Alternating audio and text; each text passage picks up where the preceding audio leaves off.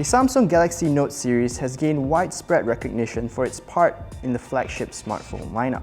It has become the epitome of a premium smartphone from the South Korean electronics giant. But things didn't start out so well for the Note. When the first Note was launched, initial impressions were rather negative. Some thought that it was too big to be a smartphone, and the way I see it, there are two very good reasons why. You see, when the first Note made its debut, there were only a handful of smartphones that had a 5-inch screen or larger. So, for a smartphone to have a 5.3-inch display was unthinkable. And then, in Samsung's attempt to differentiate this phablet from a regular smartphone, they went with the wrong display aspect ratio. They chose a 16:10 aspect ratio, which is closer to something you'd find on a tablet, not the more conventional 16:9 that we're used to on a smartphone.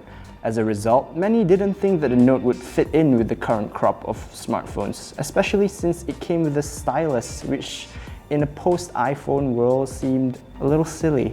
But they were wrong. The Note went on to have an astounding amount of success, selling 10 million units in a single year. But even then, there were some who thought that the Note was still too big. So, what did Samsung do with their follow-up Note 2? They made it bigger, bumping up the screen to a massive 5.5 inches. But this time, having learned their lesson, Samsung went with a 16:9 aspect ratio instead. This meant that the Note 2 was 3mm narrower than the first Note despite the larger display. Samsung also addressed another big issue with the original Note, and that was its sluggish screen and S Pen input. With those tweaks, the Note 2 went on to sell over 5 million devices in just 2 months, setting yet another sales record for the company.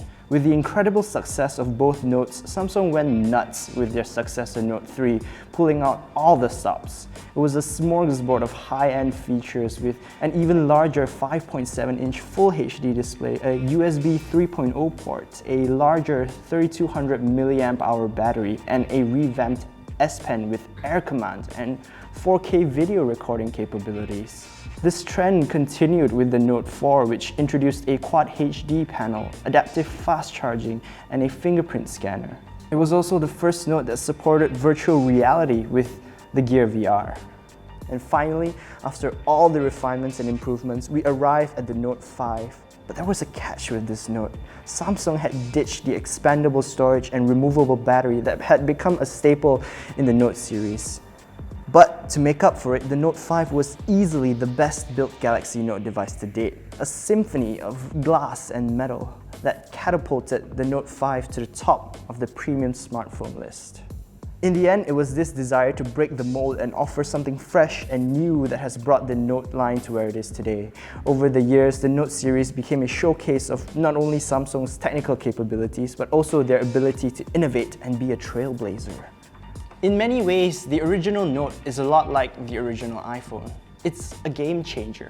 It made us realize that we didn't have to be confined to a world with 3.5-inch smartphones, and that a lot of us wanted large devices with big, beautiful, high-resolution displays.